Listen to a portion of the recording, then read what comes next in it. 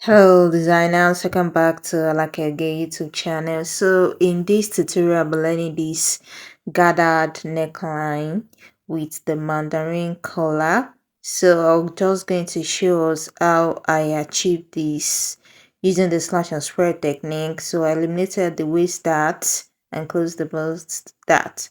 So this is my blouse pattern. I have the tutorial for this pattern on this channel already, so I'm going to link it down in the comment section so you can check out the tutorial for how to draft this pattern. So if you can draft it, then let's just get right into the tutorial. So the first thing I'll do is I'll shorten the length of this pattern, then I will eliminate the waist dart. So I don't want to sew any dart on my pattern, so I'm going to eliminate the waist dart and leave the bust dart only.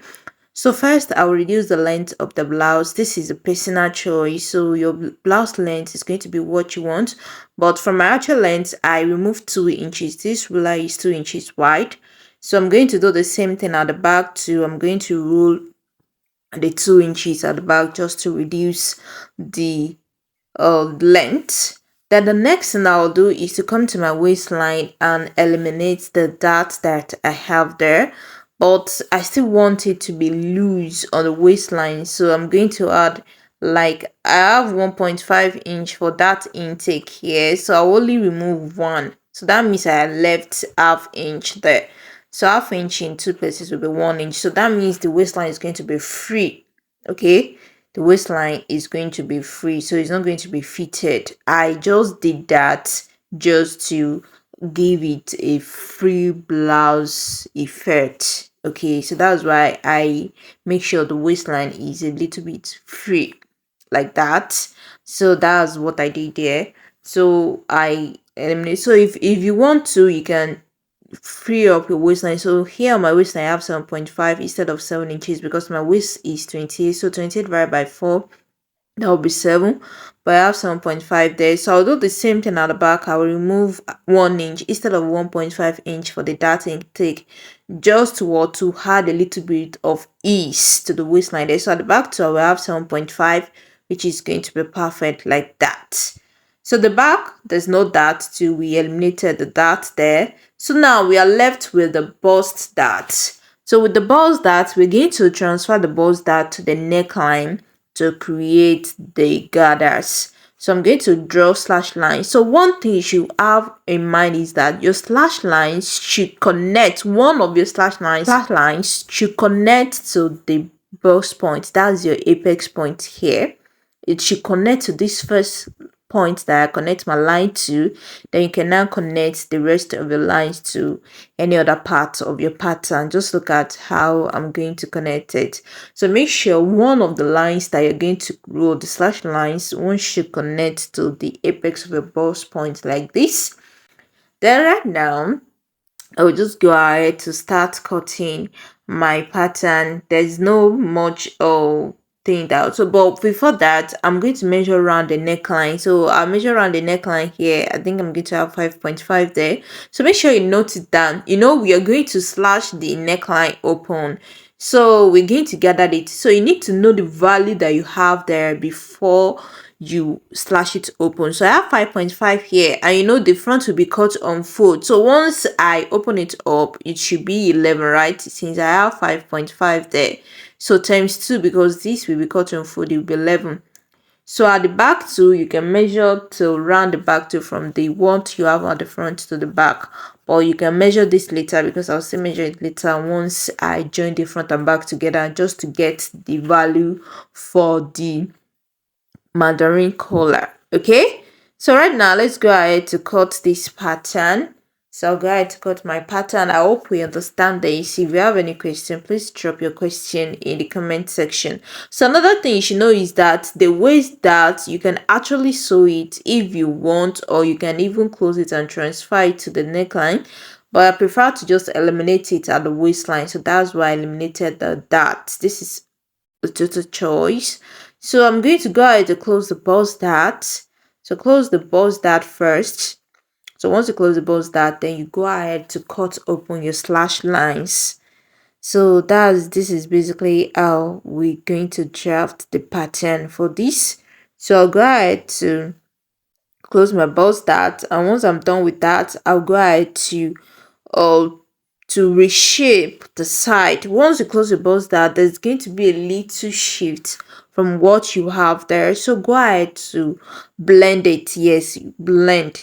Let me use the word blend. So you're going to blend your pattern. You trim your pattern this side this way, so that it's going to be firm. So trim off the excess pattern paper you have here, but before I finish trimming it off, I'm going to take off the gaping that at the neck point. So on your neck point, I'm going to go down by half inch. This is just for your neckline to sit perfectly well. I mean your shoulder to sit perfectly well. So that's why I need to take off half inch from the neck point to connect it to your shoulder point like this and cut it off. Okay, so that your pattern is going to be very neat and tidy, or like to serve the purpose that of what we wanted to do. So I'll go ahead to slash open this part here. Look at this.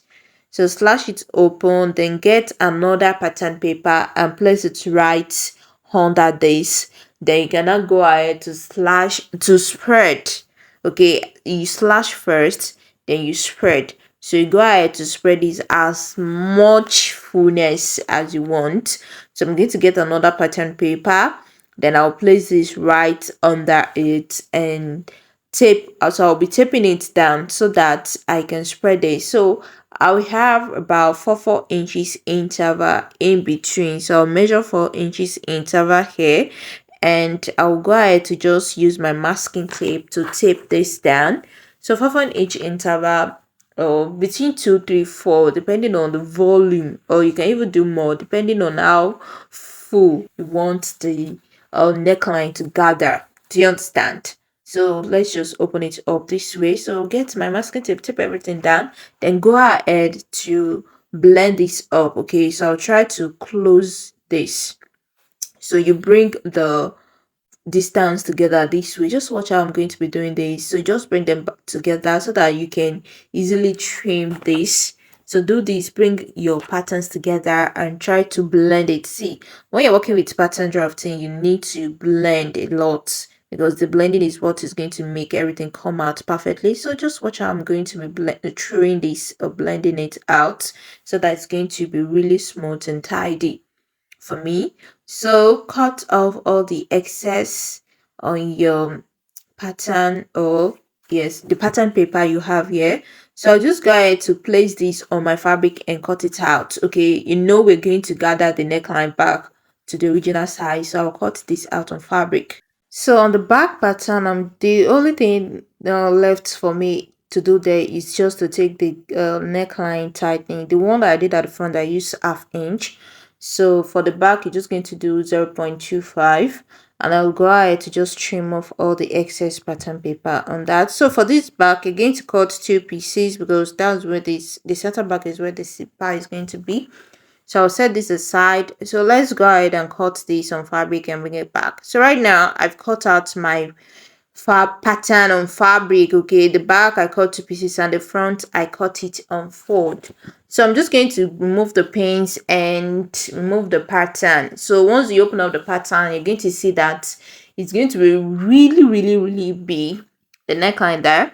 So I'll just take this to the sewing machine and run a gather stitch. What did I say? A gather stitch. That's what you're going to run. You don't need to backstitch, just run that. So it's going to make it work really easy. So after I've done this, I'll go ahead to gather this neckline back to what it should be. Okay, so the measurement that we took earlier around the neckline at the front is what is going to guide you here. So I measured 5.5, and I told us that you're going to divide that by, you're going to multiply that by 2, because we're working, or the pattern that we drafted is half of the front measurement. So that means you're going to multiply it by 2. Can you see what I have here?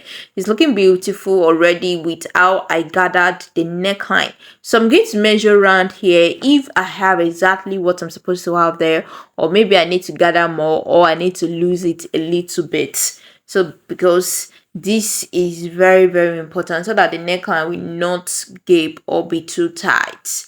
So I'll just go ahead to just check it out again. Right now, the next thing we're going to do is to join this to the back. We have the back that we've not joined already, so we're going to join the back to the front at the shoulder and also at the side. Then I'm going to go ahead to hem this too.